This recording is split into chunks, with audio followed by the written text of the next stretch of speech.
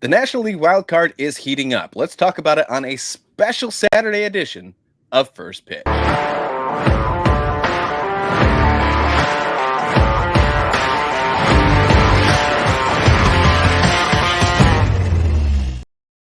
Yes, welcome on into First Pitch, your MLB daily recap here on YouTube and everywhere you listen to audio. We're sponsored by the Inside Baseball Podcast Network. You can find us, as I mentioned, really anywhere you listen. I'm really excited to talk about some more baseball today. We had a full slate, well, almost a full slate. We had a rain delay, should have had a full slate. We got 14 games here on Friday, but we got a lot to talk about here on our second Saturday episode of the season. As we mentioned last Saturday, we're going to be coming to you every single Saturday the rest of the way this season. I'm joined by Troy Brock. You can find Troy on Twitter at TroyBBaseball. You can always find me on Twitter at Christian S. Rauh, Rauh. Troy, what's going on? Happy Saturday. We're getting a little late started today. As you can tell, the bag's under my eyes. I probably didn't have the best sleep. Some of that has to do with watching baseball, has to be watching the Tigers lose in extra innings to the Oakland A's. I think we can finally put them to bed. But other than that, it's been a good week. How about you, man?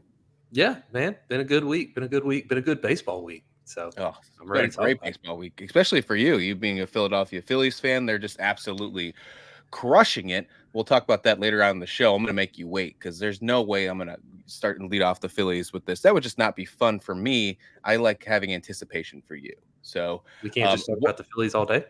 We can't. No, we talked about this, Troy, the first time I had you on, that there's more than baseball than the Philadelphia Phillies.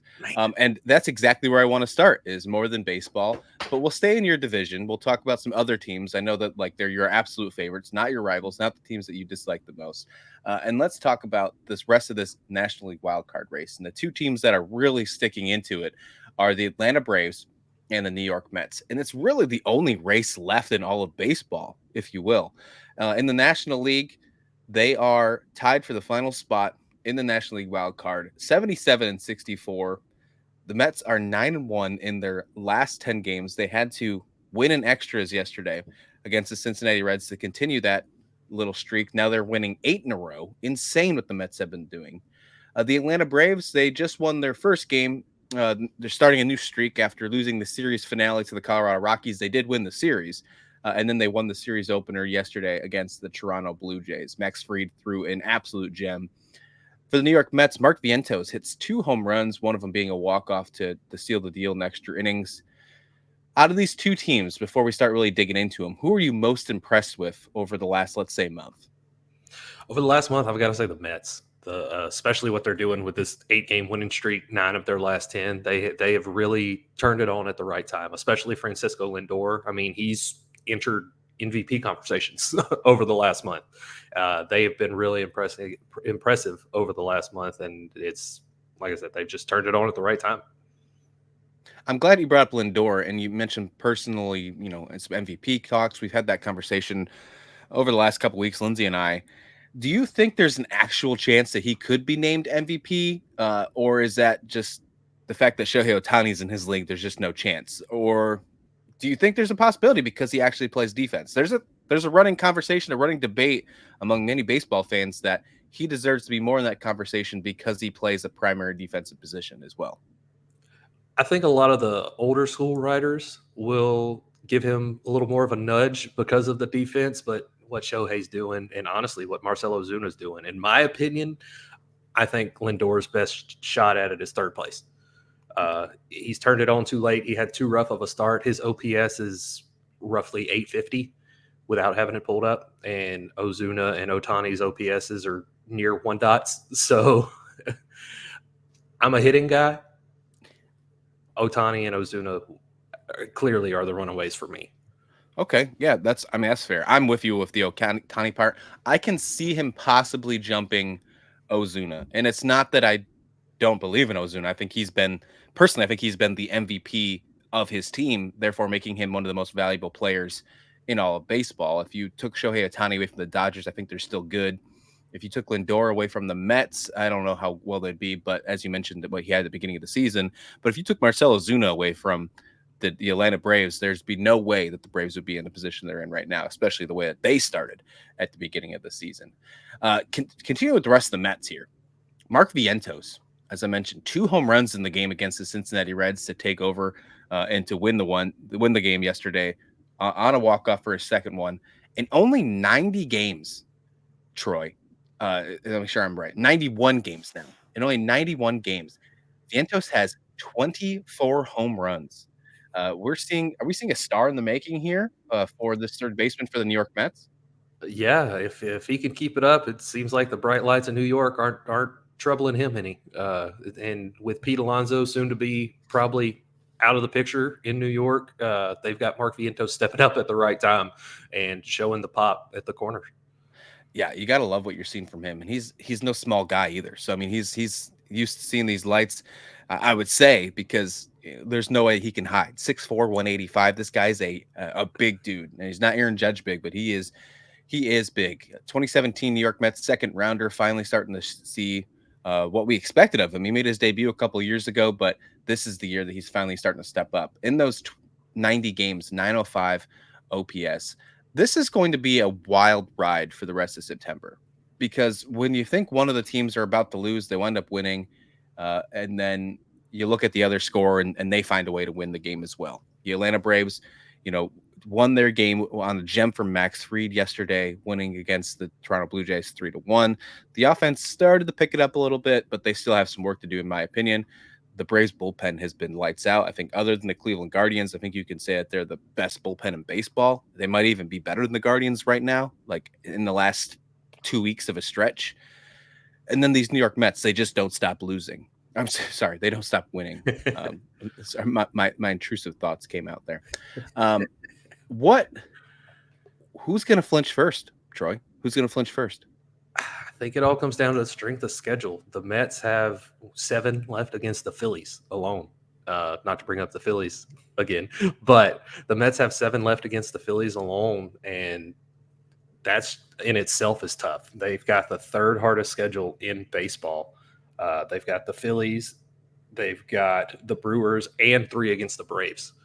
So honestly, I think that the Mets could scuffle down the stretch with that hard schedule because their last 10 are against the Phillies, Braves, and Brewers. That's a wild 10 games.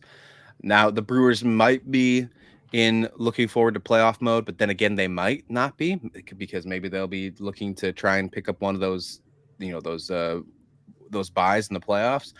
If not, maybe they change the rotation. That could be helpful for the Mets, but regardless, that is a tough stretch down the line. The second to last series of the season is the Braves against the Mets. Do you think that we will not have a decision on who is making the wild card until that series, or do you think we'll get it decided before then? I think what's best for baseball is not having a decision until that series. Oh yeah, could you imagine? Yeah, I think that would be wild to have, especially because every other playoff thing is really, other than positioning, is really already determined. In the American League, you have maybe a couple AL Central teams that are going to swap places. You don't know what's going to happen between the Orioles and the Yankees and who's going to win that division, but for the most part, you know who is going to make the dance. For the NL wild card, we're still deciding: is it the Braves? Is it the Mets?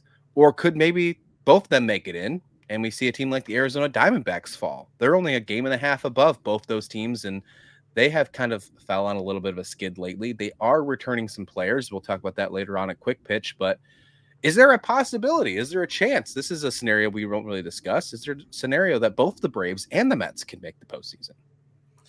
It could happen. Like you said, the Diamondbacks have been on a skid of late. They're 4-6 over their last 10.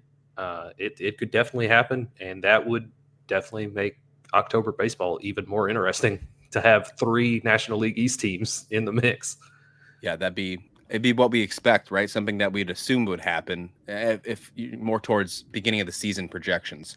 All right, let's flip over to the American League real quick before we hop back over and talk about your Phillies, because something came up yesterday, and you and I talked offline about it prepping for this show, and I felt like we needed to discuss it.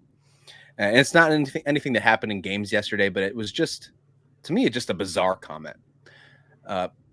Yankees Brian Cashman came out and said that the reason that Jason Dominguez was not called up during the 28-man call-up in September was that he believed that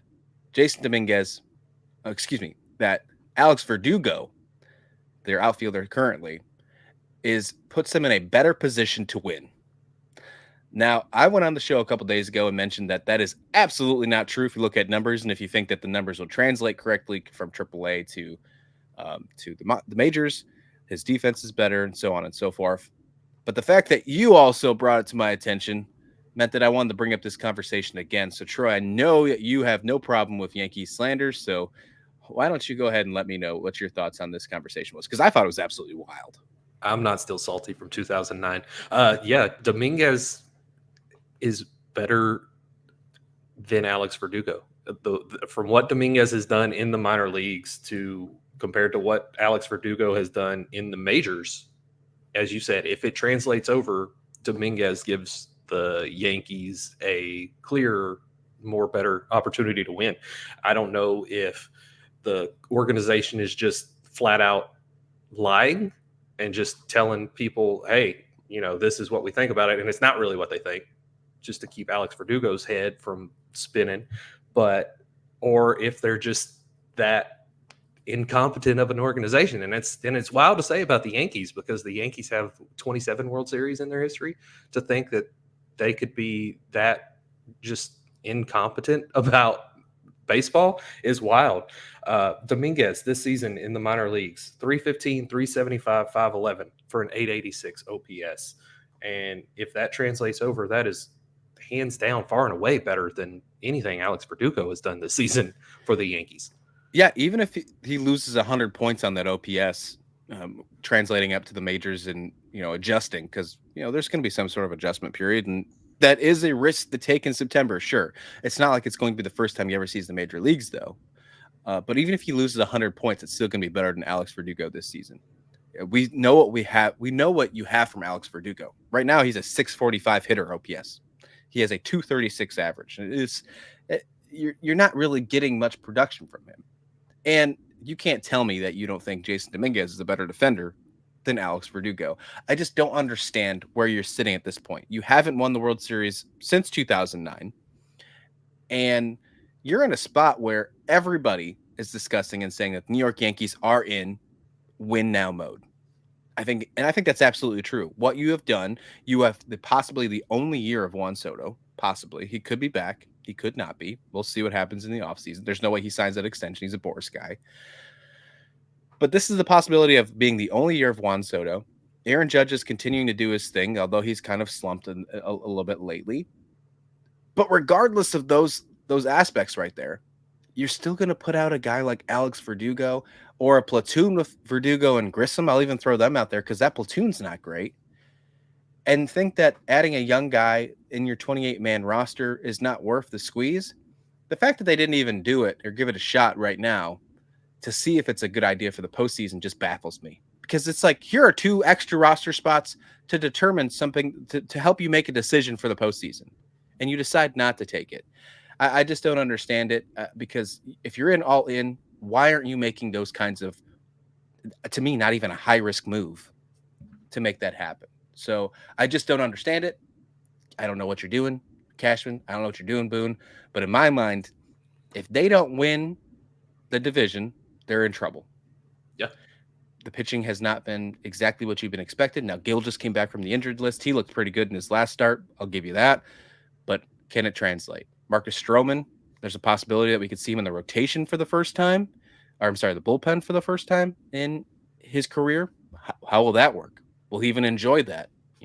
I made the joke in our Discord over on First Pitch, and someone told me that if I said that on Twitter, I might get blocked by him. So we gotta be careful. We're treading water here, Troy. But regardless, I just don't understand why the Yankees would make this move, why they wouldn't make this move. And I'm going to go out and say, and I don't know if it'll happen because I think a lot of people have been calling for this for a few years now. If the Yankees lose whatever round they play first, if they don't win that series, I think it's time that you have to move on from Aaron Boone, and I think possibly Brian Cashman as well. I completely agree with you. I think, honestly, it's probably been past time to move on from both of them. But, yeah, I completely agree with you. All right, let's finally do it. I'll give in. Let's finally talk about it. Let's talk about those Philadelphia Phillies. And I mean, they're worth talking about right now. They just went on a wild game on Friday, defeating the ever so tough Miami Marlins 16-2. But Zach Wheeler had a great outing. 22 hits for the Philadelphia Phillies to get 16 runs. I mean, what an outing by this team. They are on a great stretch right now as well. A lot of people aren't paying attention to them as much as everyone else because, they've got, the National League East in the bag. There's not a wild card race for them to talk about. They now currently hold the best record in the National League, 85-56. They're currently going to be the number 1 seed, 8-2 in their last 10 on a 6-game winning streak. I know you're having a good week from this, Troy. Take me through that Phillies game and just your thoughts in general about how this Phillies team looks over the last couple days and moving forward for the rest of the season. Yeah, and let me correct you real quick. Not just the best record in the National League, the best record in baseball. Oh, okay. As a That's whole. true. Over the last 15 days, the Phillies they've turned it around. That slump, that extended slump that they were in post All-Star break is gone. That's a distant memory now. That's a completely different team now. Over the last 15 days, the Phillies lead baseball in OPS with an 864 team OPS. Kyle Schwarber has turned it around from his August struggles. He's hit 5 home runs over the last 3 or 4 days, and the 16-2 drubbing of the Miami Marlins in yesterday's game is just it's clear that this team has figured it out. And that's even also with Bryce Harper not having the power. He's still got gap-to-gap power, but he doesn't have home run power with his elbow issues that he's been dealing with. And he went 3 for 4 yesterday. Trey Turner hit a home run in Miami yesterday, and it's hard to hit a home run in Miami, and Trey Turner's not really a home run guy, and he hit a home run in Miami yesterday. You put a piece out in one of your final pieces before moving on from Athlon, talking about Trey Turner and stating how he isn't the best piece for the Philadelphia Phillies, in comparison to what most people might think of. And he seems to have made you a liar over the past couple of weeks. Would you say that's correct? I have a tendency of when I say things, the opposite happens, especially if I put it in writing. So he's definitely done very well over the past few weeks since that piece came out. Sounds like you need to put something in writing saying it's a terrible idea for the Yankees to call up Jason Dominguez. You know what? I might just do that. You might just have to do it. Looking at this Phillies team the rest of the way, I mean, how can you not be excited for them? There's probably going to be a time where we don't see this lineup, in the next 20 or so games. It'll probably only be the next 15 games. You'll probably see a nice break from this team. And then they'll probably have a bye moving into the postseason. We have seen that be an issue before.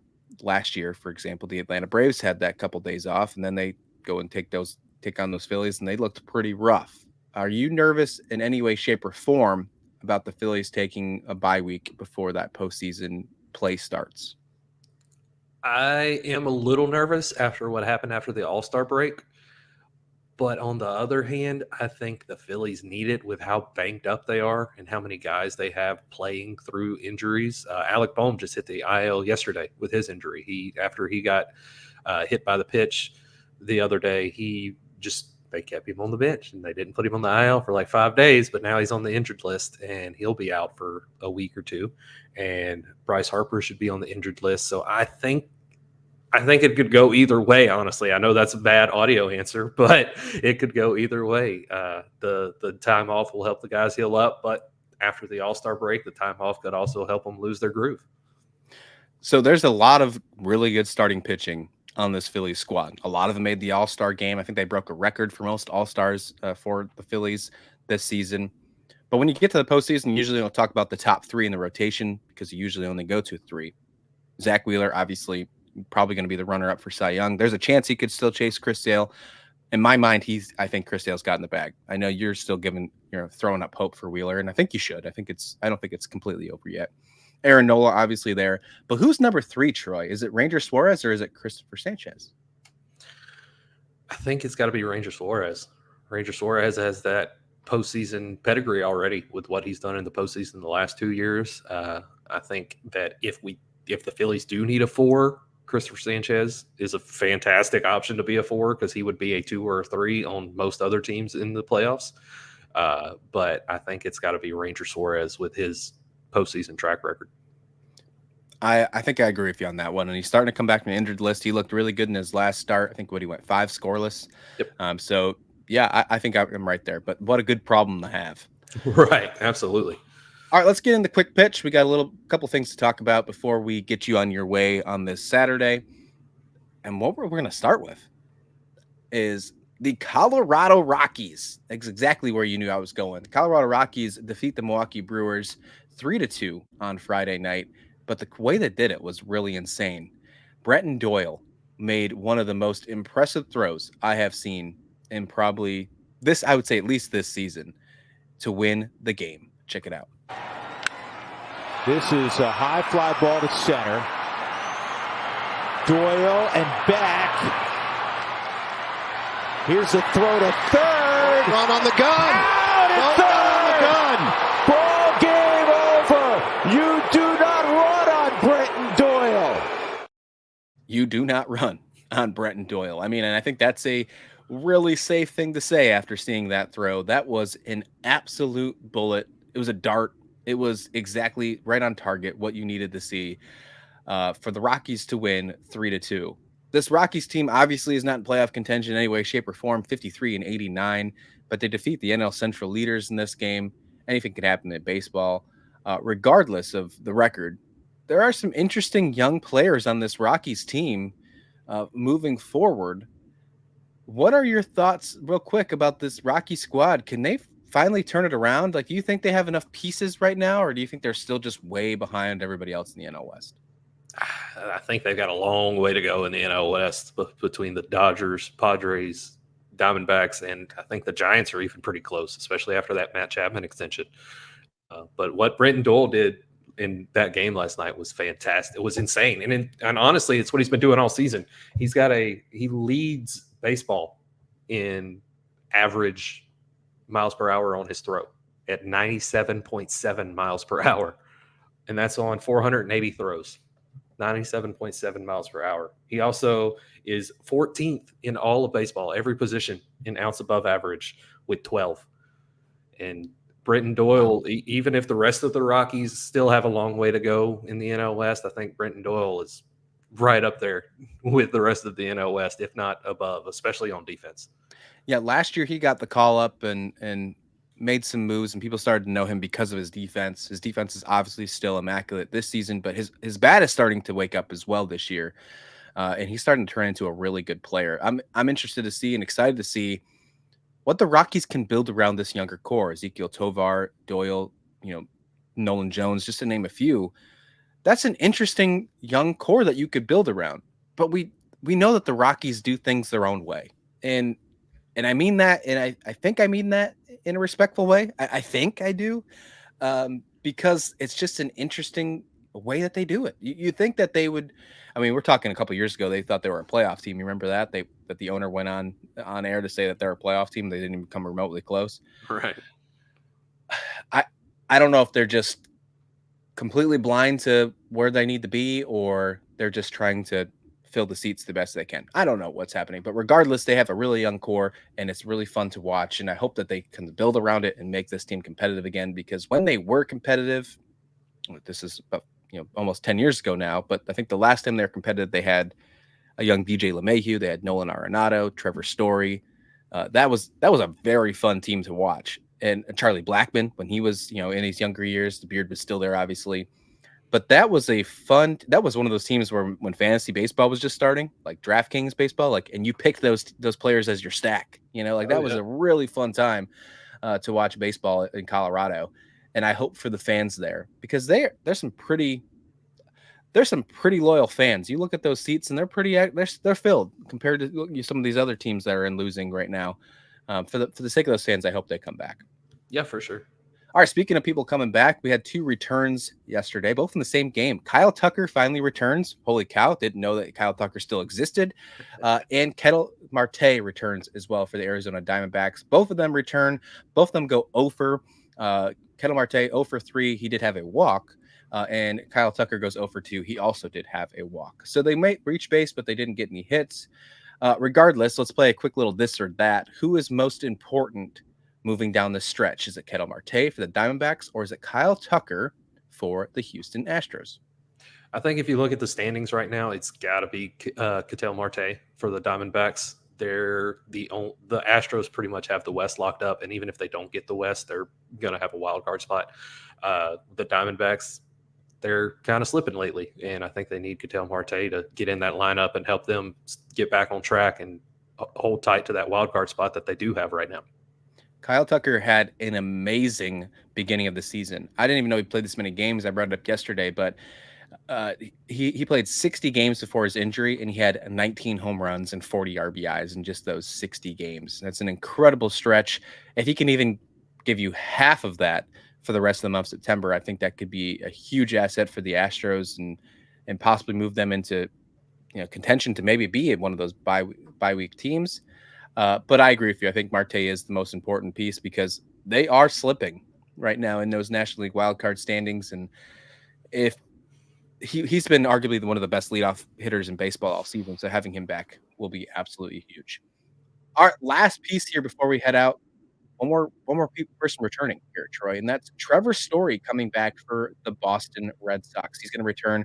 Looks like he's going to be in the lineup today against the Chicago White Sox. And is it too late for Trevor Story to make an impact for these Boston Red Sox to make it into the postseason? It's going to be a tough stretch to get there. They're currently 5 games out of the final spot in the wild card, 71 and 70. They have a really tough schedule ahead. With that being said, they're going to move Trevor Story back to shortstop. They're going to put Cedade Rafael to second base. So first question here, is it too late? I think they're right on the cusp. I think that if they'd have waited a few more days, it might have been too late. And I honestly think they rushed him back. I don't think he got enough rehab starts from how long he was out. I think they rushed him back already. But I think if they would have done it a few days earlier, they would have rushed him back and even more. I think that it's right on that line of being too late. They've got to pretty much come pretty close to winning out if they want to get into the playoffs. Yeah, that schedule looks really tough down the rest of the stretch, and there's some really interesting teams and really tough teams ahead of them. Kansas City, Minnesota, really that AL Central trying to hold 2 of those wildcard spots. And I think we still shouldn't count out the Seattle Mariners, although they had a really rough stretch, firing their manager. I think they're still going to hold on and try and find their way to fight into the wild card. So I do think that they are very close for me to sticking a fork in them. Very close. Yeah, I think right on the cusp is a good word. All right, Troy, where can everybody find you on social medias and what you got coming up this weekend? I know you're ready to talk some baseball. Probably watch some college football as well. Yeah, we got to watch the Alabama Crimson Tide today. You can find me on Twitter at Troy B Baseball. Tweet about baseball mostly, so about the Phillies mostly. And yeah, going to watch the football today, watch the Phillies and the Marlins later, and have a good weekend with sports. Awesome. And as you mentioned, you can find him on Twitter at Troy B Baseball. You can find me on Twitter at Christian S. Rauh. Lindsay's off today, but you can find him on Twitter at Crosby Baseball. Thank you for watching this episode of First Pitch. We'll be back here with another episode on Monday. Until then, you enjoy baseball, enjoy sports, and we'll see you back here for a brand new week of First Pitch.